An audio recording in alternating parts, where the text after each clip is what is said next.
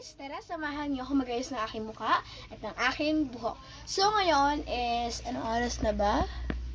10:35 PM at nag-aayos nga ako ng aking mukha at ng aking buhok. So, sabi ko nga sa inyo, sabi ko sa sarili ko, if ayusin ko, pag nagkapera ako, magparito ako.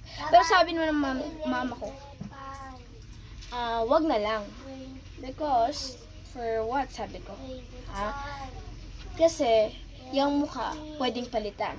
Pero pag nasira yan, hindi na pwede mo yung gamitin. So, sa next vlog ko, makikita nyo na lang. So, may kikreate ulit akong kabilang vlog. So, habang nagsusulat tayo is, yan. Okay? Bye-bye! See you for part 2! Doon ako magpapolvo, magpapabango, yun.